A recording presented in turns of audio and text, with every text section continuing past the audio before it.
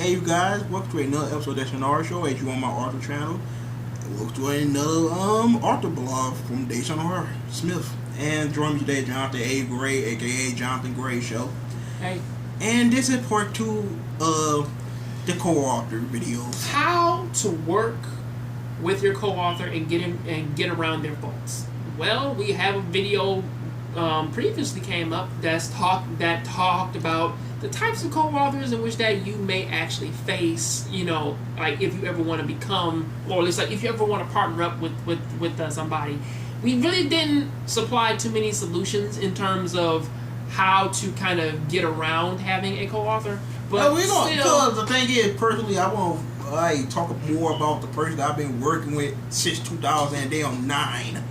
This particular person. It's been that long? Or 2010. Was it 2010? About 2009. Yeah. Oh, damn, that's a long ass time, man. It's been a long while. It's been a long day. Wrote one book. It's been a long day without you, my friend. I'll tell you all about it when I see you again.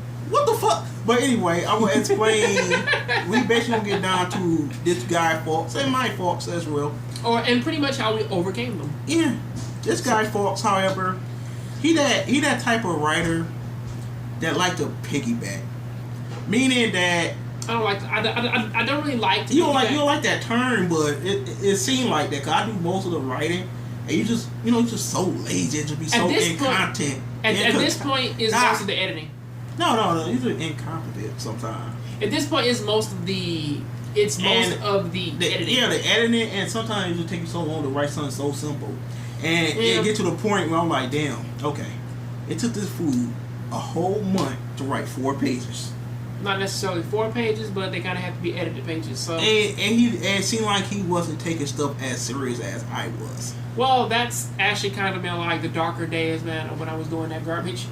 Yeah, so that was my major problem with that guy. That's why the first Mizuki, I wrote majority of the book, and the book did not turn out how I wanted the book to be. I think that was mostly because of the pricing. The pricing, yes. I blame most of that upon the pricing. And I was just trying to get something done and out too. Because from what most people told me when they read that, when I was selling it, like back at ITT Tech and everything, and I was selling personal copies from the people who read it, they actually loved it and they liked it. It's a good book. A lot of people like the book. It ain't got the potential of what the new one gonna have. Well, of course, because editing.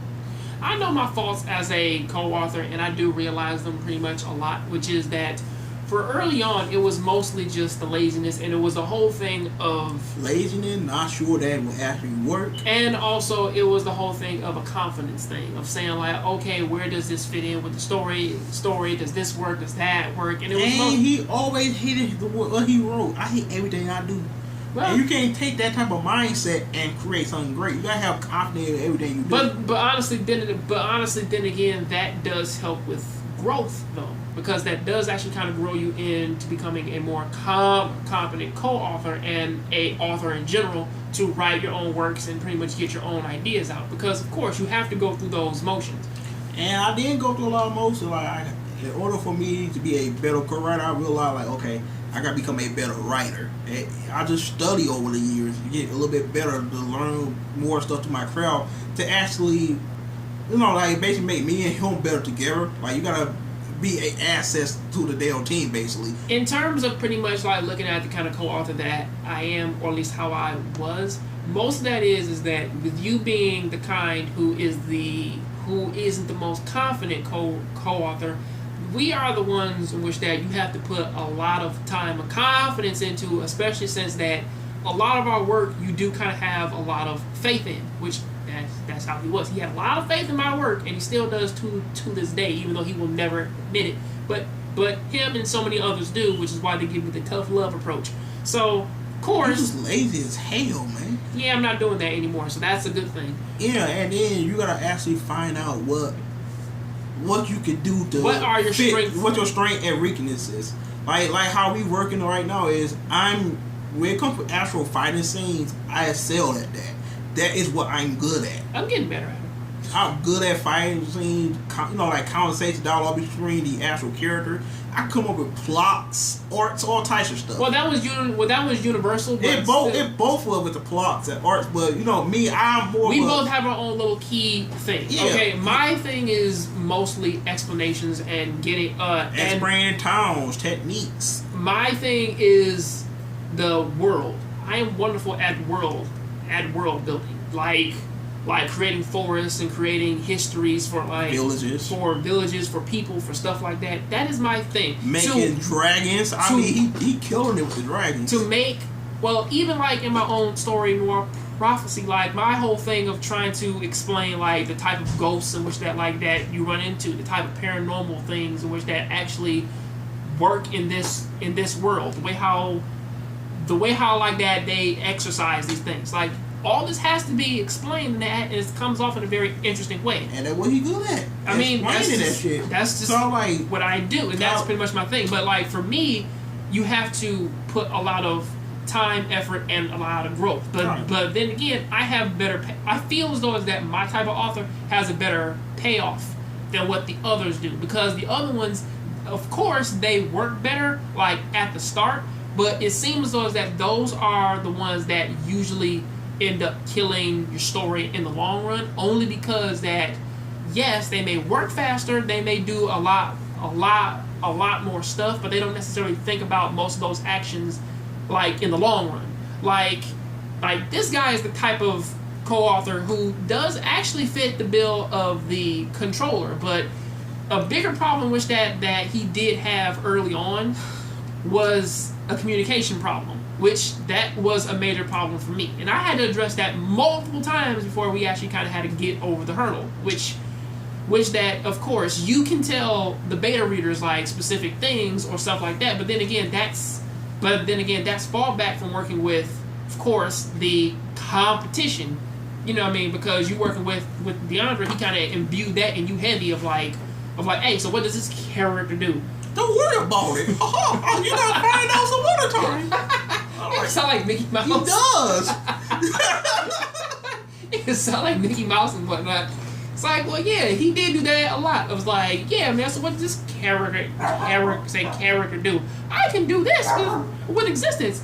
Oh boy, what the fuck? Like that's him. I'm like, this motherfucker. It don't work. That really did not work. And yes, and another thing that I'm really good at, that's something that John lack right now, is literally write a coherent story, like in a chronological type of order. I can handle like literally making a story and have it go in the actual direction to actually get it done. Well, yeah, that's kind of I got good leadership skills when it comes to actually finishing a project. I believe in the art of I believe in the art of editing, meaning that like you can write your ideas out, but then you can fill in the blanks. Like I stick to the straight up rule of that you never ever produce a book in pretty much like the second phase or the first phase. And Tiffany Felton after you just had to take that shot, huh? Case you just had to take that shot, huh? That shit was terrible. Because I'm like, listen, you may give me the most shit ever, but I'm like, still, you will never publish your book like that. You can't publish your book in the second phase. Him, he just sometimes be careless. He's like, you know how you be like, John, man, I need this done. John, I need it done. Yep, John. Okay, man, this motherfucker get on my motherfucking nerves, man. I'm about to get this shit. Here you go, motherfucker. John, what the fuck is this? It's like you just get irritated and just type and just say you anything while reading it, but then or again, editing it. But then, that shit just. But then again, but then again, those are the dark days. Remember that. Oh yeah, you a better career right now. We were worse in our dark days. But it like we relationship with a female. It's like up and down. Sometimes you love her, sometimes you hate that bitch. I mean, honestly, this is how it is. I mean, honestly, this is pretty much any relationship of you having a brother, you having been like a cousin, or having somebody been like who's really close to you. I mean, like you will never always 100% see eye to eye.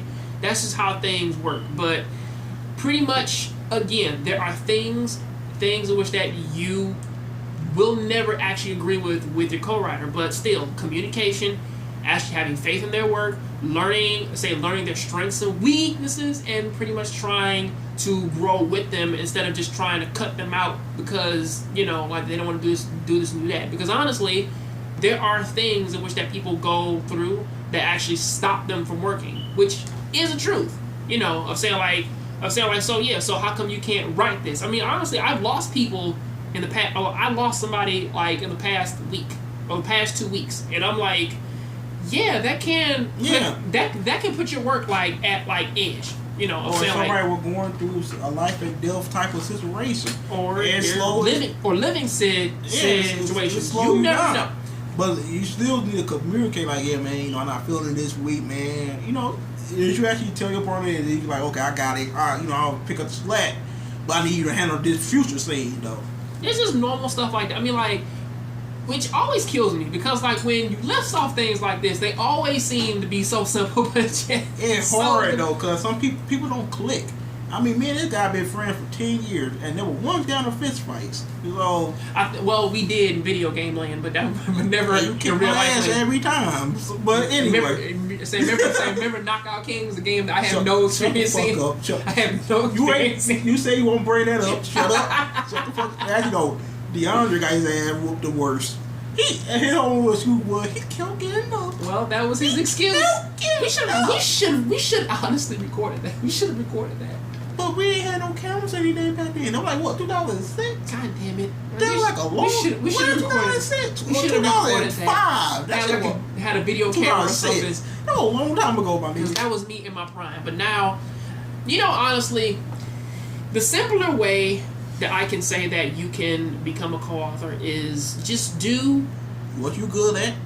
And also, if that's not the case, then do a specific type of hobby together that actually grows your that actually grows your relationship together, so that it does kind of utilize like your type of that utilizes your strengths. Again, we play video games a lot, okay, and you can learn a lot from yourself from playing a video game. In this case, well, not necessarily like an RPG or something like. Well, no, we just use video games. Well, and Final Fantasy itself actually help us in our actual fantasy books. Because Final Fantasy 14 actually kind of showed a lot in what you do is work. With meaning that one person does the front work, and then the other person, or at least is the distraction, or they do most of the heavy lifting, and then the other person comes in, and then they give them a helping hand by holding the rest for them, like as they push. So it's kind of, so pretty much it doesn't have to be video games. It could be it can be like video games, MMORPG,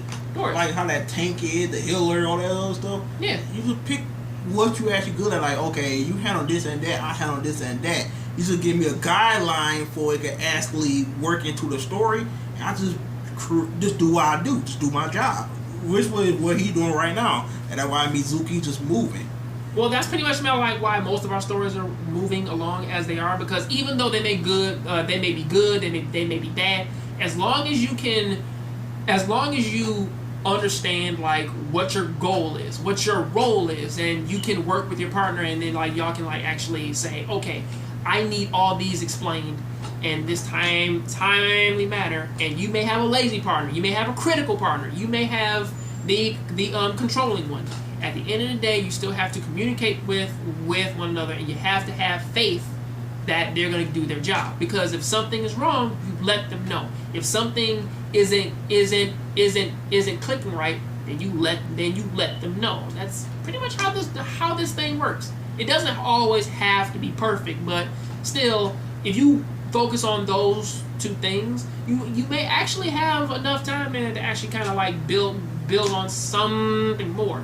So that's something to take into consideration. Also, if you have like a specific style, it would be wonderful to actually try and like talk about the type of style you want, because we all write differently too. That's another thing. Because I've seen some people who have written some type of way. Had exactly the same style because he copied my style, but the only way he was able to do like you know, I gotta match his style, so I gotta copy the way he typed and still put my own trace in it, my own spin to it, and then you still can't tell the difference between a writer really. Even though I'm a better writer though, I really am a better writer now. You just love saying that. I am. You know I am. You just love saying that. Why you like give me that whole face like you're trying to convince me? It's like, dude, I am. It's like, what are you trying to convince me about? You see this right here, right? Just because that's out, man, don't make you a better writer. You don't have one of these yet. Well, guess what, man? Guess what? George R. Martin you see is how better thick than this is. Well, dude, guess what? George R. Martin is better, man, than Stephen King. You know why? Because Game of Thrones is blowing up, okay? And pretty much everything else that Stephen King has done is good, but it's not Game of Thrones. No, the fuck. Even though he has more books than George R. Martin, so. Yeah, we still see you at the end of our careers when we like 60 something. We gonna be bitter as fuck.